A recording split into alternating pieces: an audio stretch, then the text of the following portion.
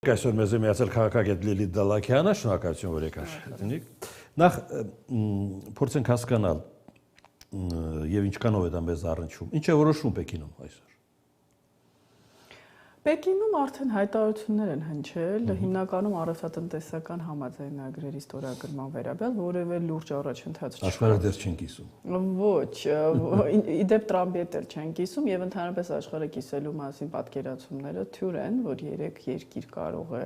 աշխարհը կիսել 21-րդ դար մենք տեսնում ենք, որ ոչ ԱՄՆ-ն է կարողանում Իրանում դեռ հասնել իր նպատակներին, ոչ Ռուսաստանը, Ուկրաինայում, հուսանք Պեկինը նույն քայլերը չկատարի Թայվանի ուղղությամբ։ Այսինքն 3 գերհզոր երկիր են, բայց այնպես չի, որ ամեն ինչ կարող են, ինչ որ ցանկանալ։ Էլի ստորագրվել են տնտեսական համաձայնագրեր եւ ամենակարևորը Ռուսաստանը չի ստացել։ Դա Սիլե Սիբիրի, Սիբիրի ուժ 2 գազամուղի կառուցումն է, տարիներ շարունակ Պուտինը այցելում է այդ նպատակով, բայց Չինաստանը չի ցանկանում կախված լինել մեկ այն երկրից էներգագիների ամով եւ ԱՄՆ-ից է գնում։ Իրանական նավթավել է ձեռնոցու է եւ Իրանական ԱՄՆ-ից էլ իդեպ Տրամպից ստորագրվեց համաձայնագիր, որի համաձայն ԱՄՆ-ն եթե նախկինում սանկցիաներ էր դրել չինական ընկերությունների վրա, որովհետեւ ռուսական էներգագիներ էին գնում, հիմա հանվել են եւ Ամերիկայից էլ է կարողանում Չինաստանը գնել, այսինքն այս առումով Պեկինը որևէ մտավախություն չունի։ Իրանի հարցը բաց է մնում, թե մոտելուցման։ Իմ կարծիքով ոչ, Իրանը մի նպատակ ունի, արդյոք կհասնի թե ոչ կտեսնենք, մինչև աշնան ընտրությունները կոնգրեսի այս պահպանել այս իրավիճակը, որովհետեւ Տրամպը ունենա լուրջ խնդիր։ Հրադադարային իրավիճակ։ Երբեմն հրադադար, երբեմն հարվածներ։ Իհարկե ԱՄՆ-ն նշում է, որ նոր օպերացիա է պատրաստում, բայց ես չեմ տեսնում, թե ինչ կարող է տեղի ունենալ, որպեսզի Իրանը կապիտուլացվի, ինչպես ասում է Դոնալդ Տրամպը։ Լավ, գանք ներս։ Հայկական ընտրությունների նկատմամբ արտաքին հետաքրքրության ակտիվությունը ունի բացատրություն։ Արտաքին ես որքանով տեսնում եմ Ռուսաստանը դե միշտ էլ պատմականորեն հետաքրքրություն է ունեցել, բացատրությունը այսպես է, ամենտեղ կորցնում է իր ազդեցությունը, հետ սովետական, հետ խորհրդային շրջաններում, Լատինական Ամերիկայում, Աֆրիկայում ենք տեսնում, Միջին Ասիայում եւ փորձում են ցույց տալ, որ ոչ չեն կորցրել։ Հիմա օրինակ այսօր սպառնում էին Լիտվային, Լատվիային, Էստոնիային, 3 Մոլդովային, 2 օր առաջ Հայաստանին, այսինքն բարբերաբար ուզում են հիշեցնել, որ դեռ մենք ունենք մեծ ազդեցություն։ Այո, ունեն, բայց արդյոք դա այն ազդեցությունն է, որը կար մինչև ուկրաինական պատերազմը 2022 թվականի եւ որքանով է Վլադիմիր Պուտինը թույլատրել սեփական երկիրը, դա արդեն մոտ ապագայում մենք կտեսնենք։ Ռուսաստանի փոխվարչապետն ասում է մայիսի 28-ին ԵԱՏՄ նիստին Հայաստանի կարգավիճակի հարցը կքննարկվի։ Ուրեմն սա տեղեկատվական պատերազմ է Հայաստանի հայ բնակության դեմ, որովհետև սա արհեստական օրակարգ է։ Հայաստանը հիմա չի պատրաստվում։ Այդպիսի դրամաչափի պաշտոնյաների ձեռը։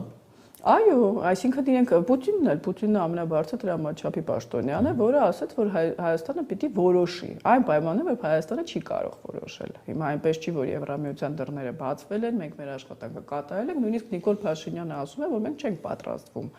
դառնալ։ Մեր օրակարգում չկա դա։ Այո, բայց պաշտոնական Երևանի դիրքորոշումն է, բայց Մոսկվան պնդում է, հիմա պետք է հասկանալ այդ պնդելը ինչի հետ է կապված։ Պնդելը կապված է հայ ժողովրդի շրջանում, ուրեմն պանիկա, այսպես անհանգստություններ մեղմ ասած ստեղծելու, որ եւ ընտրություններից առաջ, որպեսզի որքան հնարավոր է Փաշինյանը քիչ ձայն հավաքի։ Ես կարծում եմ, այնտեղ վստահություն ունեն, որ նա անցնելու է, հաղթելու է, բացարձակ մեծամասնություն թե ոչ չգիտենք, բայց այս կոնյունկտուրայով, այս մրցակիցներով Նիկոլ Փաշինյանը խնդիր չի ունենա, խնդիրներ չի ունենա, բայց որքան հնարավոր է նրան թույլատրել եւ քանի որ Ռուսաստանը մեծ ազդեցություն է Հայաստանի տնտեսության վրա, այնպես չի որ ընտրություններից հետո ինչ որ լուրջ խնդիրներ են լուծվելու եւ մենք ունենալու ենք լուրջ խնդիրներ։ Նիկոլ Փաշինյանն էլ այսօր հայտարարել է, որ Ռուսաստանը գերտերություն է, պիտի հարգել, մենք իրենց դեմ ոչինչ չենք անի, այսինքն Ռուսաստանն է այսօր սպառնում Հայաստանին եւ ասում է հենց հիմա որոշեք անպայմաններում, որ Հայաստանը չի կարող, սա նպատակ ունի վաղ սերմանել հայ ժողովրդի շրջանում, ոչ թե արդեն որպես դաշնակից ընկալվել։ Ռուսաստանը գիտի, որ ենք այլևս չի ընկալվում որպես դաշնակից, այլ դուք կոչնչանաք, ինչպես աշխարհի այլ երկրներ։ Ավելի կոշտ խոսել է Շոյգուն այսօր։ Այո, եւ ամենատհաճը, որը ես կարդացի, դա 1.5 միլիոն հայերի հիշատակի մասին այնտեղ խոսք կար, որ Զելենսկուն ընդունելը դա անհարգալից վերաբերմունք է ցեղասպանության զոհերին։ Հիմա ռուսական խանդը լավ տեղ կան գարանք։ Զելենսկուն է հաստատագրվում, թե եվրոպական այդ Երևանյան հավաքի։ Իհարկե Զելենսկին իրենց համար անընդունելի է, որովհետև իրենց ասելով ներողություն իհարկե ծաղրացու Զելենսկին Բաքվում անընդունելի չէ։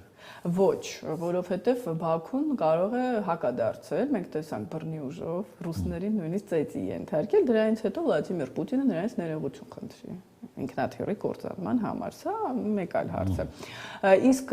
Հայաստանը, քանի որ փորձում է դեռ իրեն դրսևորել դիվանագիտորեն, բացի այդ մենք ունենք ավելի լուրջ խնդիրներ, իհարկե մեծ կախվածություն դեռ Ռուսաստանից, քան Ադրբեջանը, այնպես չէ Ադրբեջանը չունի, բայց դե հայամատած։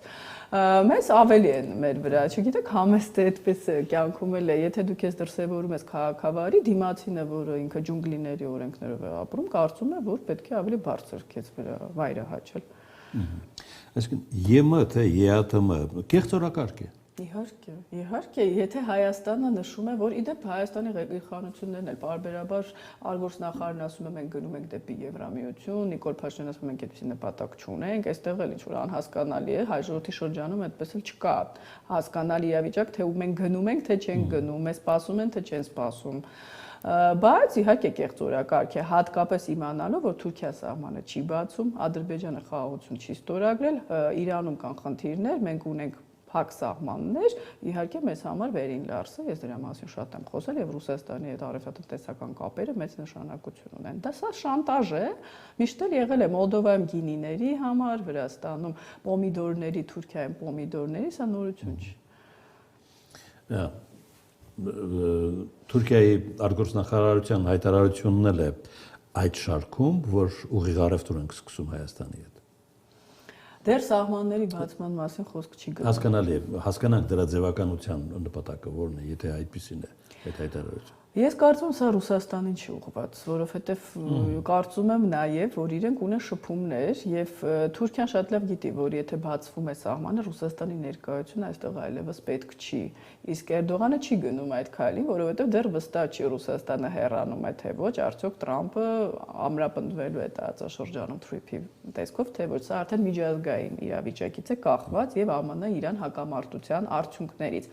Բայց քանի որ Եվրոպան եւ ԱՄՆ-ն նշում են, որ Թուրքիան պիտի բացի սահմանը, գուցե նաև ճնշում են, այստեղ կոսմետիկ քայլերի է գնում Էրդողանը, որպեսզի ցույց տա արևմուտքին, որ այո, մնա ընտրություններից հետո Ադրբեջանի հետ ձգձգում է, խաղաղությունը ստորագրեն հետո, սահմանադրությունը փոխեն հետո, այսպես։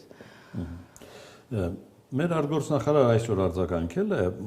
ռուսական ռոպագանդայի եւ Փաշինյանների այդ հայտարարություններին, ասելով, որ ԵԱՏՄ որևէ անդամ չի կարող որոշել Հայաստանը մնում է թե չէ այդ։ Ես չգիտեմ, ընդհանրակարգ այդպես հստակ է ԵԱՏՄ-ում թե ոչ։ Ճիշտն ասած, ես որքանով տեղյակ եմ, ես էլ ինքս, քանի որ ԵԱՏՄ-ն մեզ համար այդպես կառույց չի ընկալվել, որպես որ Հայաստանը պիտի միշտ այդ կառույցում լինի, որքանով ես տեղյակ եմ, պետք է կոնսենսուս լինի, եթե հապկի նման է իդեպ, եւ այդ դեպքում գուցե ես Հայաստանը օրինակ նշվի, որ հեռացվի, չեմ կարող ասել ես ընդհանրակարգին ծանոթ չեմ, եթե Արադ Միրզոյանը այդպեսի բան է նշել, ուրեմն փաստորեն ըստ ԵԱՏՄ կանոնադրության երկրին իրավունք չունեն հանել կառույցից, ես չեմ կարող ասել դա։ Լուկաշենկոին ի՞նչն է ակտիվացրել։ Ընդհանրապես միջազգային իրավիճակում նոր հայտարարություն։ Ինչիշն ասած, ես դադարել եմ լսել պարոն Լուկաշենկոին, բայց ես կարող եմ մի բան ասել։ 2019 թվականին, գիտեք, ես ավելի հավատում եմ այս Լուկաշենկոին։ Նա նշում էր, որ Ռուսաստանը ճնշում է Բելարուսին, երբ ինքը փորձում էր Եվրոպայի հետ հարաբերություններ կարգավորել։ Բայց ինչ որ ուզում էր ստացավ, այլևս չի ճնշում։ Հիմա Բելարուսը ինքը շատ բարդ իրավիճակում է, Պուտինը փորձում է նրանց ներքաշել Ուկրաինայի դեմ պատերազմին, ասում են երկրորդ ճակատ բացել, բայց սա անհնար է, որտեղ ինքը Լուկաշենկոն գիտի, որ երկրի ներսում վստահություն չունի, եւ եթե Բելարուսը մտնի պատերազմի մեջ, այն էլ բանակով, որը ընդհանրապես ուկրաինական բանակի դեմ չի կարող պայքարել, սա լուրջ խնդիրներ կառաջացնի։ Նա ամեն օր ձգձգում է Պուտինին համաձայնություն տալը մտնելու պատերազմի մեջ, այնպես չի որ պարոն Լուկաշենկոնը տենց իրավիճակում է, որ մեզ էլ խորհուրդներ է տալիս։ կարելի է ենթադրել նաև ինչը դուր չի եկել Հայաստանի ուղղությամբ Լուկաշենկոին Տիխանովսկայի այցը Երևան, հավանաբար։ Գիտեք, ռուսներին է դուրս չի եկել Զելենսկու այցը, Հայաստանը բաց երկիր է, Զելենսկուն ընդունելը սա ի տարբերություն ձեր նշած այցի Բաքու պաշտոնական այց չի եղել կոնկրետ Նիկոլ Փաշինյանի հետ հանդիպելու հետ կապված, շնորհիվ դա էլ խնդիր պիտի չլինի, Հայաստանը սուվերեն երկիր է, իրենց համար խնդիր չի, չէ՞, Ալիևի հետ հանդիպելը կամ Էրդողանի, մեզ համար էլ Զելենսկու հետ խնդիր չի։ Տիկին Տիխանովսկան էլ մասնավոր հրավերով է եկել, այստեղ հարցազրույց է տվել եւ եթե Լուկաշենկոն իր ուժերի վրա վստահ նախագահ է, կարծում եմ մի կնոջ այցը, որը ի դեպ նրան հաղթել է լինելով ուղակի տնային տնտեսուհի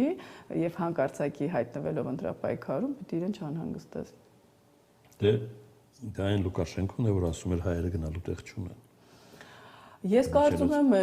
ինքը որ գնալու տեղ ունենար կգնար վաղուց, օրինակ Չինաստանի հետ է փորձում այսպես խաղալ, Հյուսիսային Կորեայի, ում հետ հաջողվի եւ նախկինում ես նշեցի Եվրոպայի, արդեն Տրամպի բանագնացի հետ էլ է հանդիպում։ Եթե պարոն Լուկաշենկոն կարողանա, ես մի րոպե չեմ զարմանա, որ կփոխի իր տեսակետները շատ արագ։